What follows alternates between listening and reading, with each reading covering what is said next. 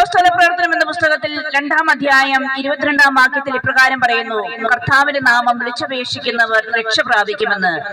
പ്രിയപ്പെട്ടവരെ, കർത്താവായ യേശു നമ്മെ രക്ഷിക്കുന്നത് ഈ ലോകത്തിലുള്ള സകല സൗഭാഗ്യങ്ങളും തന്നുകൊണ്ടല്ല, മറിച്ച് അവൻ നൽകുന്ന രക്ഷ നിത്യജീവനാണ്.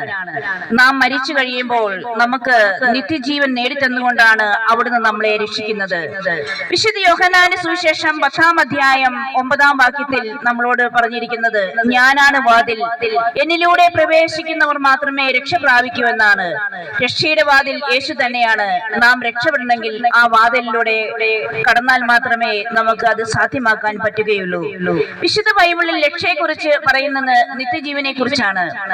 യോഹന്നാന്റെ സുവിശേഷത്തിൽ യേശു തന്നെ പറയുന്നുണ്ട്, വഴിയും സത്യവും ജീവനും ഞാനാണ്, എന്നിലൂടെ അല്ലാതെ ആർക്കും പിതാവിന്റെ അടുക്കൽ വരുവാൻ സാധിക്കുകയില്ല എന്ന്.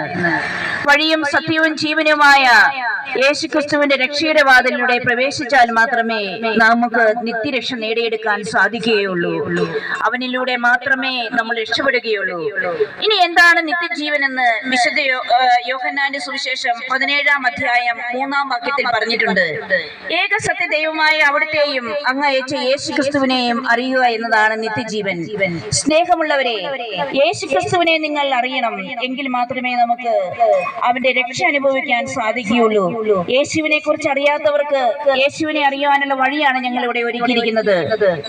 സുവിശേഷത്തിൽ പറഞ്ഞിരിക്കുന്നത്, നമ്മൾ യേശുവിനെ രക്ഷകനെ നാഥനുമായി ഹൃദയത്തിൽ സ്വീകരിക്കുകയും അത് അതരം കൊണ്ട് ഏറ്റുപറയുകയും ചെയ്യണമെന്നാണ്. നാം വിശ്വസിച്ചാൽ മാത്രം പോരാ, നമ്മുടെ അതരം കൊണ്ട് അവനെ ഏറ്റുപറയുകയും കൂടി വേണം.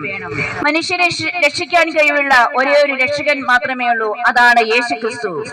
നമ്മുടെ പാപങ്ങൾക്ക് വേണ്ടി സ്വയം ബലിയായി കുരിശിൽ മരിച്ചുയർത്ത ആ യേശുക്രിസ്തു.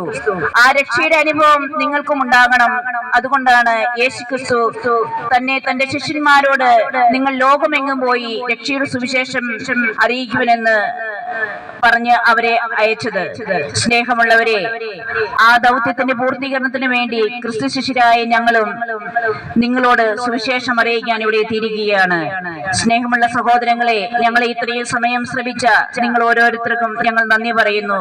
രക്ഷകനും നാഥനുമായ യേശുക്രിസ്തുവിന്റെ കൃപയും സമാധാനവും നമ്മോടൊപ്പം ഉണ്ടായിരിക്കട്ടെ.